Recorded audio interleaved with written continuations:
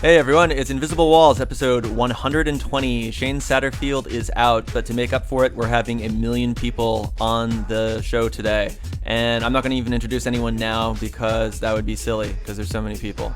So stick around for a good show. Enthusiasm. You want to try that again? Were you rolling? Yeah. Enthusiasm. Nope. Yeah. Call of Duty Black Ops had a little multiplayer trailer, and we have some special guests here. Rohan, who's been on the show before, he works on Game Trailers TV, and John Smith, who sounds very anonymous, but he's one of our editors and made the beautiful pop block that's probably playing right now. So, hey guys, welcome to the show. Thanks. Hey, Ryan. Oh my. He's got crazy eyes right now. Yeah, He gets that a lot. You just gotta roll with it's, it. well, one of them's dead. So, what are you thinking? I like Call of Duty. That's the rumor. Speaking of special guests, we got No. Miguel Lopez walking into the room right now. Miguel, we're trying No, to- he's walking away. He looks ashamed. Um, He's leaving. He just walked out. So, My mic just walked out too. what's the big thing you came away from? Well, I'm excited about Call of Duty Black Ops, which I don't think I really was as excited about up until I saw the multiplayer trailer. Well, why? Well, I was one of those assholes that just kind of was like, oh, well, I don't think Treyarch can do it, you know, he makes some stupid game, blah, blah, but... Yeah, I was a fucking Infinity War fanboy. I Yeah, but you am, still played but you played World at War. I You played still World at War. World at War was fucking cool. Prestiged But 100 I still times. wanted to play, you know, Modern Warfare. Boom buggy, man. Come on. Boom buggies. The ability to control an RC racer on the ground with like C4 strapped to it. Like that was definitely like cool. I think that the interesting thing that Treyarch is doing is that they're not restricted by the World War II or factual history. They actually kind of have like a more fictitious universe to work with now. But it's more modern than World War II, so you have like exploding crossbows, you have new technology, you have experimental technology. I think some of the coolest things we saw from the trailer were the new kill streaks. I mean, Ballistic knife. ballistic knife. Gotta be my favorite. I mean, one of the other interesting things as well, there's no dual wielding. I think they took a lot of what Infinity War did. Is and there it's- no dual wielding, or is it just not in the trailer? Who knows? You know? We don't know. But I mean, if it were a big thing, I'm sure they would have showed it. I don't know. Who But knows? it looks like maybe they're taking what Infinity War did wrong and what the people who are still playing it to this day have kind of voiced. Hey, we don't like Danger Close. We don't like one man army. Commando sucks. All of these overpowered elements to the game, and they scaled it back. I mean, I hope. How do we It's kind of like they that? nerfed We don't. Martyrdom. I mean, it's all from speculation, but Modern Warfare 1 to Modern Warfare 2. I mean, I guess it's a constantly refinement. It's just weird with the switching of developers, and they're kind of building off each other's code base and whatnot. The Dune buggy is definitely cool, but have you seen like the Rage stuff that's going around? Have you played Yeah, Vice City? that's- Yeah, it's. But this isn't a multiplayer environment. It's similar, but it does have a lot of different applications for different game settings, like game matches, like capture the flag or like domination or. I guess my real question was the kind of the dodge move thing we saw. The Diving into prone? Yeah, That was- Going prone that without was crouching? fucking I awesome. mean, we're not seeing Yeah. that from a first-person perspective, though. Is there any chance that was just some sort of physics from like some explosion No. force or something like that? It looks funny. It looks like he meant to do it, but it looks funny if you look at it real Looks close. like a Terry it's Gilliam he animation goes or to something. dive, right? Yeah. And then there's a frame, he starts to fall, like he's just gonna dive and fall, but then he kind of like starts flying for a minute. It And is he pretty literally funny. does like Yeah, he does a flies little like Superman. thing, Yeah, and then he for a lands. second. So But- I don't know what's up with that, but I mean, maybe- it- I didn't see any explosion behind it. How do you so I think don't that's going to he's work, being though? Is that pushed. just if you have a certain amount of momentum and you click down? I'd say or- it's activated cooldown. Like you can only do it so often. And there's cooldown timer, recharges, and then you can do that evasive move again. You really think that's a viable? I think how many times I feel the more arcadey things get, the less or more reflex-driven things get, cooldowns become more and more aggravating. Like I played the Avatar game, which was like a mix of like a third-person action game and World of Warcraft, and cooldowns seemed kind of aggravating from that point.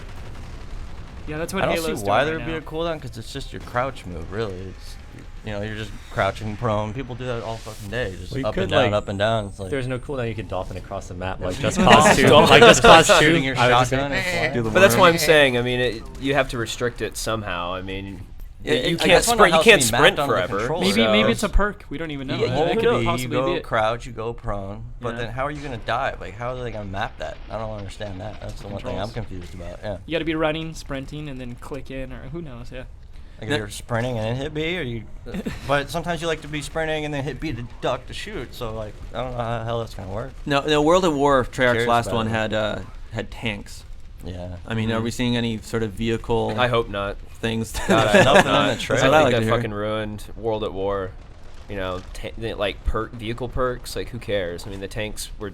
I don't know. It's all about like fast-paced, like infantry combat, and you know, the entire Call of Duty series has always been really focused on that. And I think if they want to distinguish themselves more from like Battlefield or the potential for Medal of Honor, like no vehicles, like concentrate on what you're good at.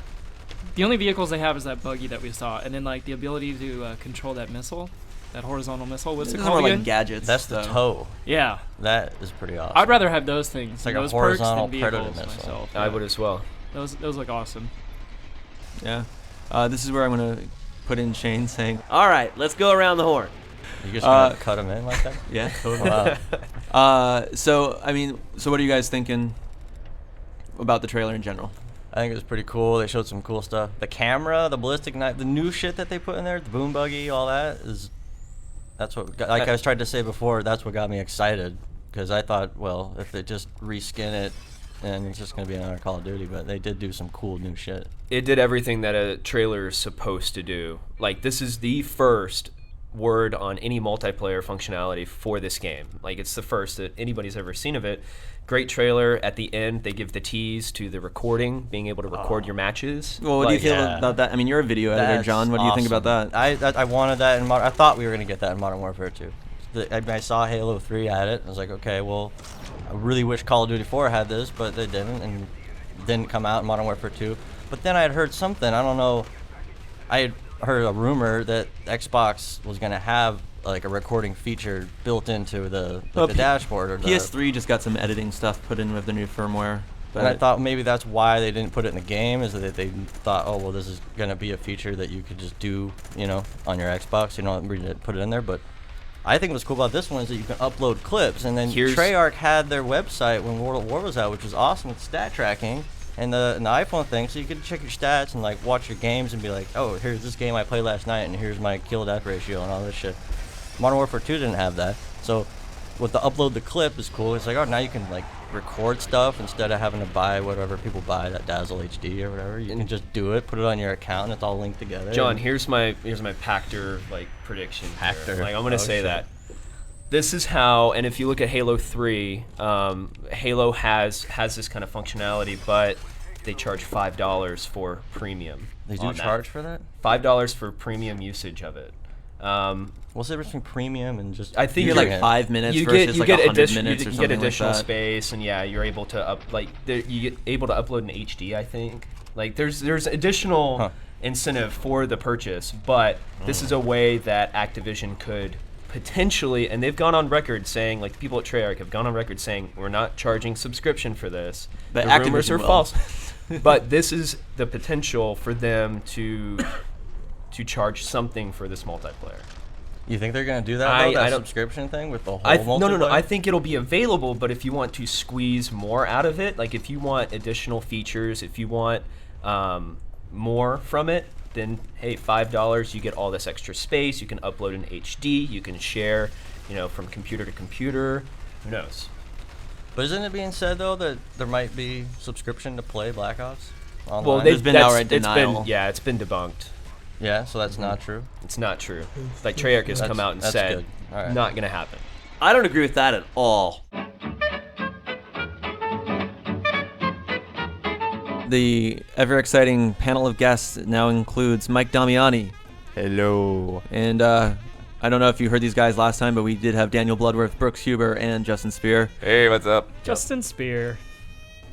Okay. What's going on, That's buddy? me. That's you. I'm sitting next to you now. Justin and Fingerslim LED.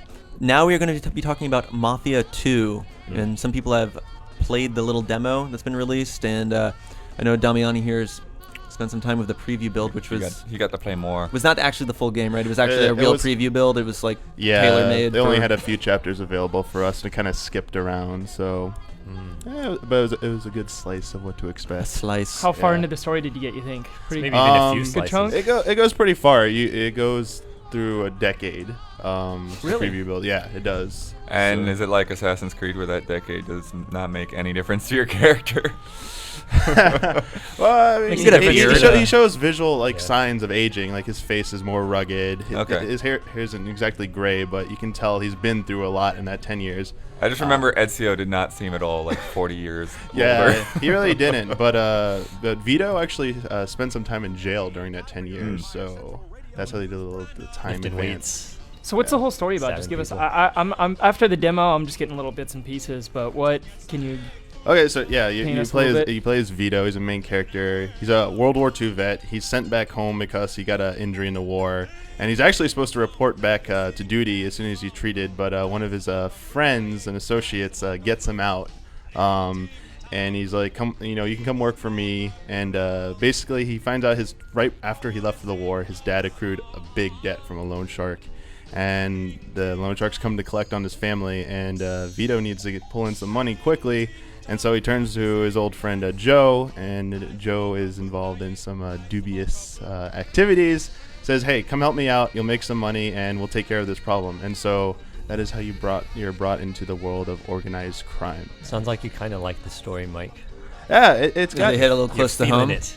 no. Like no. it's Like time. the Damiani. official stance is there's no such thing as the mafia. It does not exist. There's no mafia. No. They I like the story. I do. I like how it draws you in right from. I mean, it wasn't the first chapter, but from the moment the preview starts, like you really feel like. But there's a big narrative push, right? Like it Oh. kind of looks like an open world game, but it's only like quasi open world. Exactly. There's the few I parts. saw people running over pedestrians during Yeah, the demo. a the lot. car segments, it feels more open world, but there's definitely more of a push to go towards certain objectives. There aren't exactly a lot of side missions you can do at any time. It's more the primary objective, and on the way there, you can do other things you want, but it's definitely more focused, and for that, I think so far it pays off better.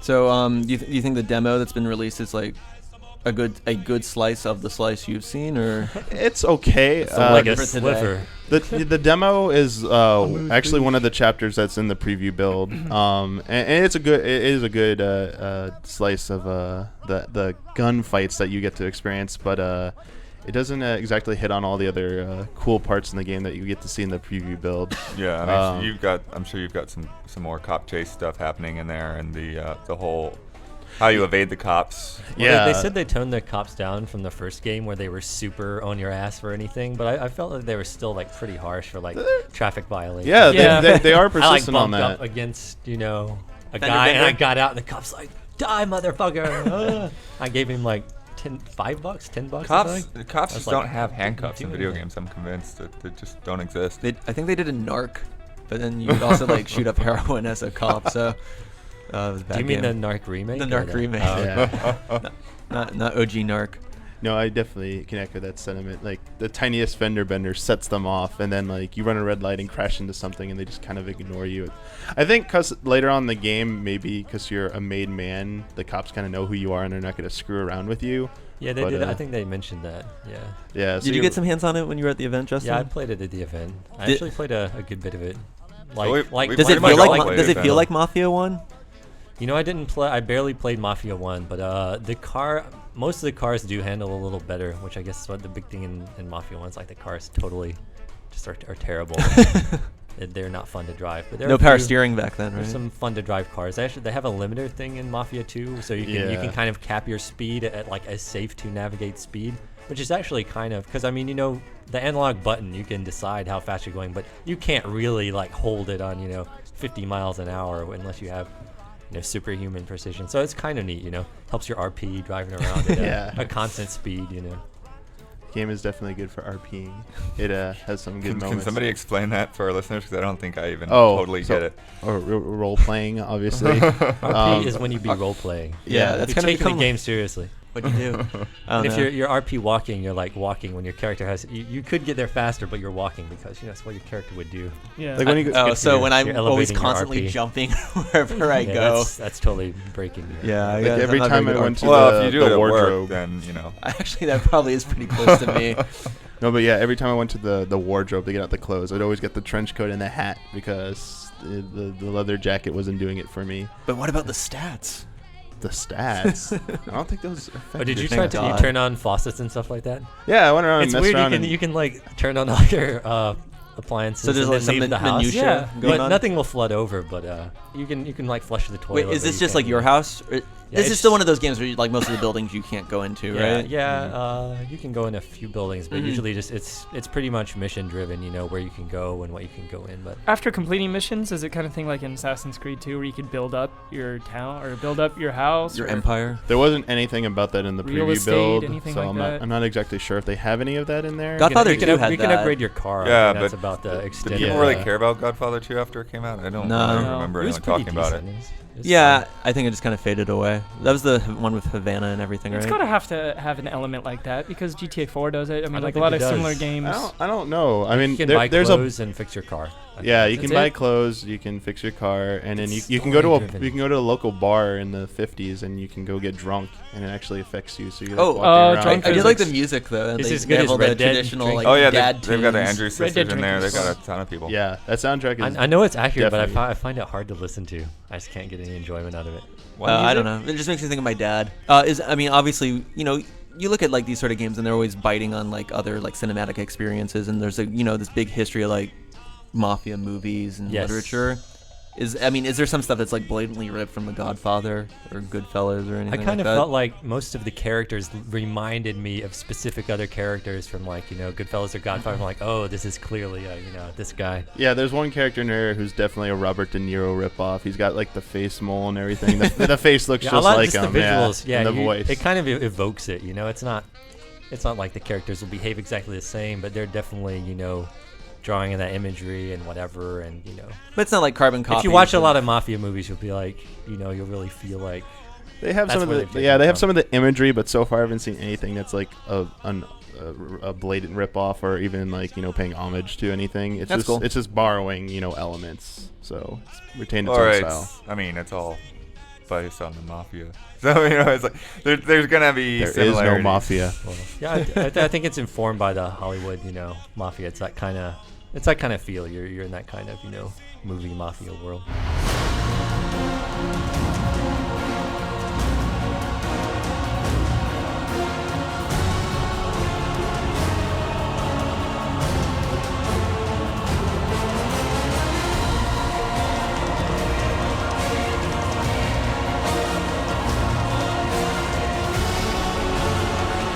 We are joined by Patrick Morales and Miguel. Hello. Lopez.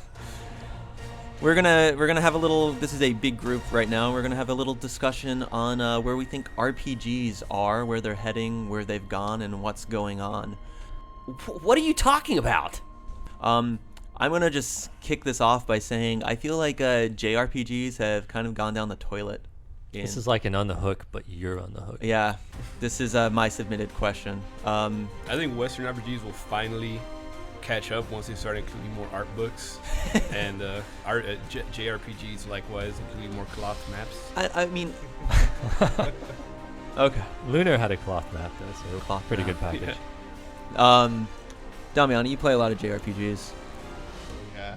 I mean, I don't know. I walk by and watch you play a lot of them. Miguel, you just played Final Fantasy 13, which I'm still on the fence Overrated, if wow. it is Terrible. an RPG. Of course it is. It's Yeah. an exercise in Well, tedium. I think That's what yeah. it I I mean, mean, genre Final Fantasy names- 13. I think it's It's RPG combat simulator. It's not actually. it's basically it's basically the epitome of playing it safe. It's like it's just have it real easy to get through, and and it's a freaking funnel thing going on and everything else. I guess it all depends on how narrowly you want to define RPGs, but sure, yeah. In my interpretation, it certainly I falls in find like that definition's actually getting more and more broad. Like I remember when BioShock 1 came out, the PR sauce was saying that it was an RPG. And shooter RPG. Yeah, that's a little ridiculous. Yeah. I mean, obviously System Shock had a couple more RPG elements, so did Deus Ex, but even there, Stats and maybe shit. saying those things are RPGs is a little Johnny's. I don't think Damiani ever answered the question. Well, you play a lot of these, and then you give them lots of like 6s, but I mean, A what lot do of you the- think about JRPGs for a right good A now? lot of the RPGs coming out of Japan that I've been playing, actually, I mean, they've been more like, okay, on the Wii, a lot of the RPGs that have been coming out for it, they're more of the PS2 style era of RPGs, which they had a place then, but some of the mechanics in them are becoming a little like aged and tired.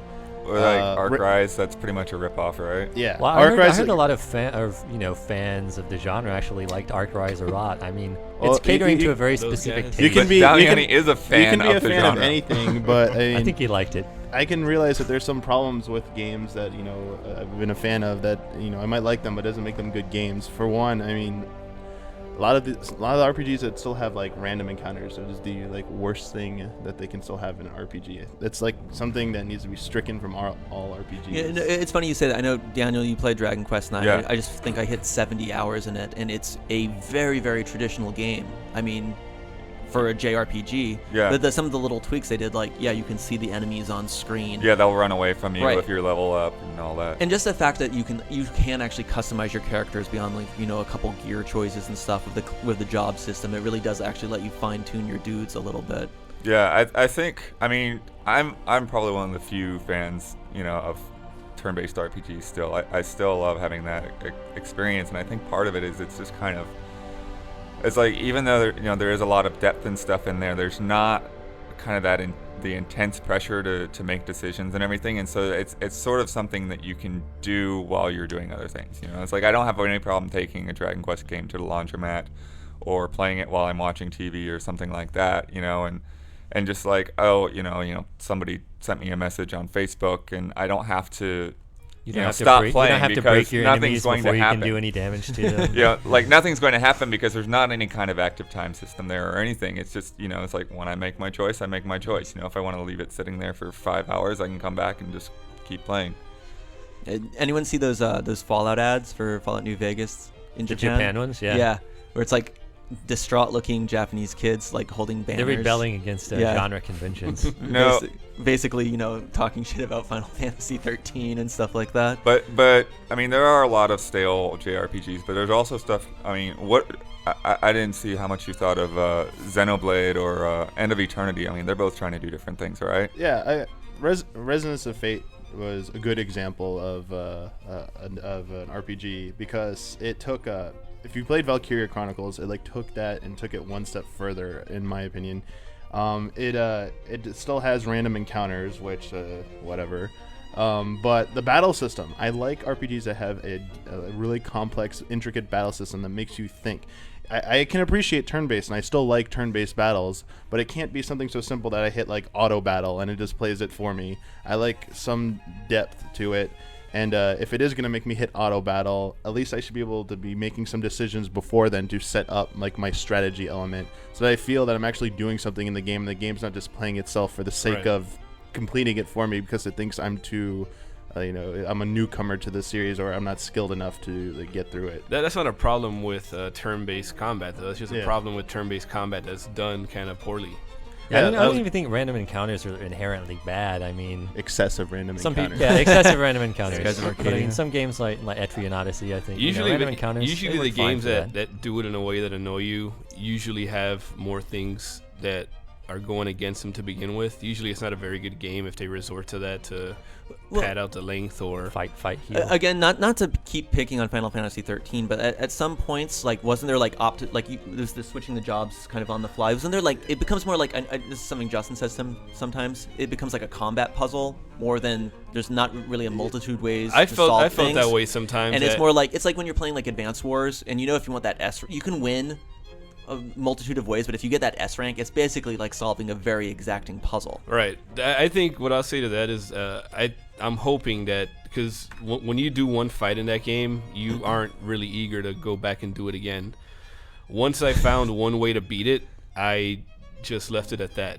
And I hope that those fights provided other ways for you to beat them, other combinations of jobs. Because regardless of what party you're running with, you do have a bunch of jobs available to you in a bunch of different combinations. And yeah, theoretically, that game would allow you to overcome problems with different different setups. ones. Yeah. Theoretically. Like optimal paths are great, but I don't know. Like I remember Final Fantasy V. I remember You can know, hardly tell what the hell's going on in Final Fantasy, other than you're taking damage or you're dealing damage. You're right? just reading a lot You're of basically menus. just tweaking things, and then you're It's looking at the more, feedback like, at the same time. Instead of giving you control of the low level aspects of combat, it's more high level. Your guys are more or less doing what they're gonna do, and it's up to you to make the right decision at the right time to have them change. If you see one character's about to die, then you switch to a setup that will allow that character to survive, or someone else to heal it, or something like that. And I think that was still pretty compelling. I hate that shit, but It tried to get as real time as it could without being like real time, because you had to think fast, you had to be on the fly, even Right. though it was still turn based. And to that, it provided like a type of payoff that. Well, one thing that I It's think like- is very interesting is with the whole thing with everyone criticized Final Fantasy 13 for being so linear, and Square kind of came out and made this statement. It's like, well, it would take forever for us to make a game like Final Fantasy 7 in HD. But but now you're starting to see like little tweets and stuff from Nomura about Versus 13, and basically what you're seeing is that the reason it's called Versus 13 is because there's like a split in the company with game design, and Nomura wanted to do things his way, and whoever was on Final Fantasy 13 I would wanted really to do be things happy their about way. that if I respected Nomura a little more. Yeah. I think they need a split from the. But it's like he's 'Cause they've been basically fucking up for he's years, basically Square Enix. describing Versus 13 as one of the Super NES Final Fantasies in HD. Like this big kind of expansive world with smaller Yeah. dungeon Well, areas. how about this argument? These old RPGs that we look back on fondly, they're not so much they're not so much less linear than 13. Only the halls are a little bit wider. They're better at fooling you into thinking they're not linear. I don't know. I don't Linearity think that's it and at all. Japanese RPGs go hand in hand. But here's the thing, Dragon Western Quest RPGs, again. Western RPGs. No, Dragon Quest is a weird example because Yeah. you can kind of go anywhere, and then monster difficulty just kind of goes up. But I remember back in the day, I was a big PC player when I was like a little kid, and playing like the Gold Box or like the Ultima games. Leveling wasn't so much important as what you were just doing like moment to moment. It was more like a small boost, and there's only so many enemies like in an Ultima game, and wherever you went, if you ran into a dragon, you could be 5 minutes into the game and run into a dragon, or you could be 10 hours into the game and run into a dragon, and it's going to be a hard battle regardless. And it was more about actually being more in that world, and the story's kind of wrapped around it instead of going through a story that's wrapped around the world. I don't know. I think it's more of a recent problem that the linear aspect of, Really? of Yeah, I RPGs do from too. Japanese games. I think have it's. become the I think problem. part of it is like a perverse focus on just combat. It I is. mean, I think even some Western RPGs, like I thought Dragon Age looked like a ridiculous amount of just like killing mobs, being in a dungeon for like When- hours and hours. I'm like, I mean, the battle system is a great reason to play an RPG if you dig strategy and tactics and stuff. But sometimes I think that it's people hone in on that a little need much. more. You need more than that, and that's what the older RPGs, the Japanese RPGs did, like Final Fantasy 6 and even Final Fantasy 7. I don't think they were just like a larger haul. Sure, parts of the games you did have to go point A to point B.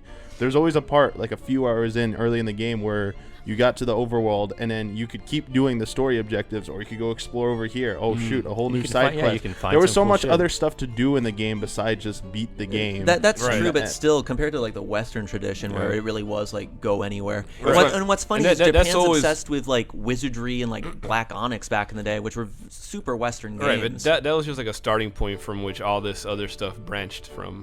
Yeah, I mean, know? you can really just look at Dragon Quest 1 and Right. just see how it's to Final Fantasy 1 and just how much it splits almost Right. like The immediately. one thing I do think is basically to split between the two though is Western RPGs have a lot of emphasis on the role playing. Like it's like you have a character and you make all of these conversation choices and stuff, and the closest Japanese RPGs seem to get to that is like letting you customize some guy that's still a mute. It's yeah, you can like- you can name him. yeah. Mass Effect 2, or Mass Effect, and I guess Dragon Age is going this way too. They're making a more defined character, and you're basically, you're picking different options, but it's different Right. expressions See, from that character. You're not really changing That- or defining. Yeah. the I think actual the character. intent for that was to allow them to get a good actor to record. Yeah, I the mean voice it's of- good. I don't have a problem with that. But some RPG purists is like, hey, you're doing my RP for me. You're defining my character. Right. I don't But dig yeah, that. like one of the main things you notice about Dragon Age is that you're essentially a weird mime that's inhabiting a world full of these super articulate characters. You're like Chrono, but with more dialogue Right. options. These guys are like holding court before you, and then you just like put on a stupid face and nod when they're like, yeah, let's go run down the dark spine. I mean, I understand how like a Western RPGs, like the level of how much you decide you RP in the game is impressive, but I still go back to like the older games, Japanese games, and even back like in Final Fantasy VII, like the whole date sequence, like based on your answers you gave, like who you favored, like who you paid favor to, you ended up going with the date on them in the gold saucer. They had stuff like that. Definitely a JRPG. It's not very deep, but like you had your decisions meant something in those games. Yeah. You actually had some kind of outcome. It wasn't like anything on the level of like a Western RPG now, but it had its beginnings back then.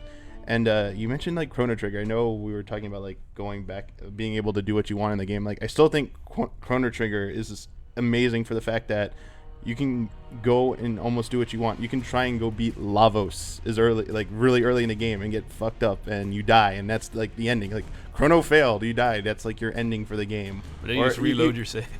It had so many different ways you could go through that game. There was not just point A to point B. That game was. That's why I think it's such a great RPG. Is because that was the one that got it right, and that was like the pinnacle. And No, see, I think over there. Understand that these games are always going to be compared to the Western games that they even, they completely did away with the arbitrary progression in a lot of cases. It was always, Did you play KOTOR? Like the first KOTOR? Yeah. I felt like that was a PC game that was shoved onto a console. Yeah. And and it's funny because you're saying you feel like Chrono Trigger was very wide open. I saw it kind of just as a couple of branching nodes that you could solve in any order, and it was appreciated. But then it would kind of converge. And yes, being able to fight Lavos at any point is definitely a check mark in its progression. But I loved KOTOR, but I felt also like there was some JRPG influences here, trying to stick this on the console without having a keyboard there. Here's the thing: I don't think that non-linearity, so-called non-linearity as expressed by Western RPGs is inherently better than what the JRPGs do.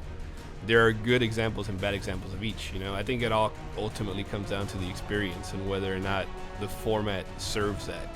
And I think in Chrono Trigger's case, regardless of whether you want to call it linear or non-linear, that's excellent. That's I agree, that is one of the pinnacles of RPGs for me. I would agree with that as well. Too bad people don't, JRPGs, it just seems like they've lost their drive to fuck around and do different things, because when they do, it's like, Well, that's you why don't cater to your really weird, strangely developed, deformed audience that consumes a specific type of product. I mean, Dragon Quarter. I was trying to get Patrick to say something. Breath of Fire 4, Dragon Quarter? Or Breath of Fire 5, actually. Yeah, anyway, they call it Dragon Quarter. It's a super awesome game. It was really different, and people just didn't dig it, and it was brilliant, and it'll never happen again because it had no audience. Western people thought it was too hard. Shane Bettenhausen is like, it's like survival horror that kills me. So, That's kind of one of the problems with JRPGs. When developers try to make something that's a little bit out of the box, the Japanese people, that usually play that series, hate it. Yeah. Well, I think the people making games don't know what to do. They only know what people have liked in the past, and they can't do anything else. I mean, Square Enix, I hate them, and I hope they, except the U.S. people, the PR is all good. But, it's like, I hope they burn in hell. They're idiots. They ruined Enix. Enix used to make cool stuff. I mean, they just have not done anything good in years. I feel like they're out of touch, and they don't know what they should be doing. Where does and they're afraid to try anything. Fall into this? Action RPGs? Well, that's the other thing. I mean, this is a little thing I had on the sheet is a lot of things are... I was kind of making fun of BioShock for saying it was an RPG, but look at Call of Duty's multiplayer with, XP and customization, or Battlefield back in the day, or... Need for Speed World.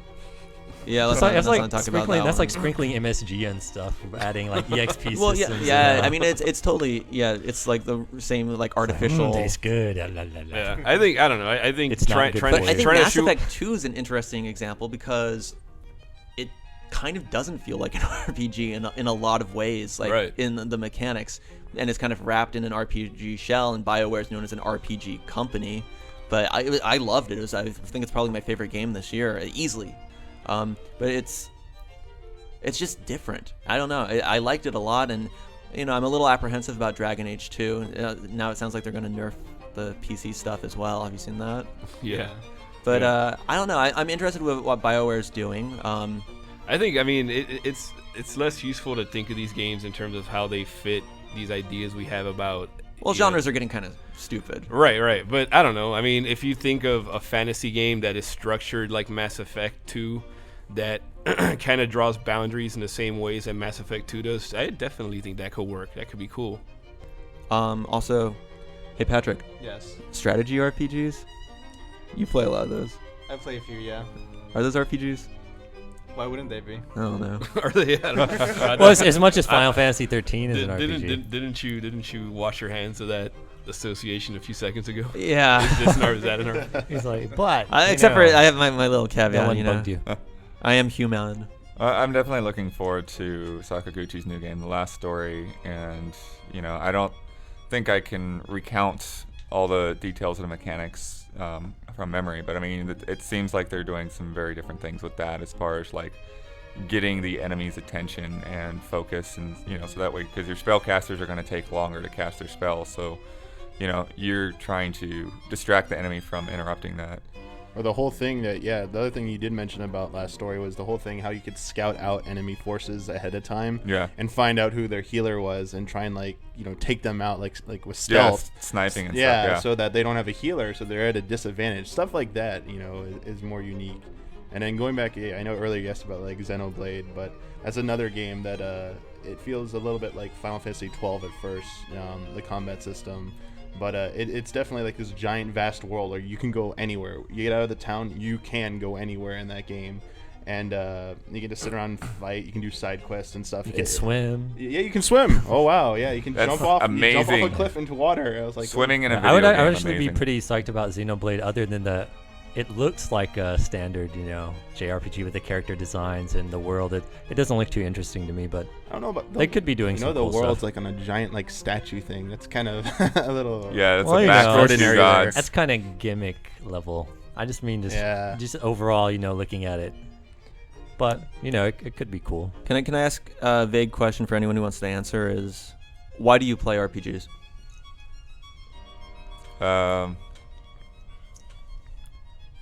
Yeah, it's kind of a weird thing. I No mean, one I knows.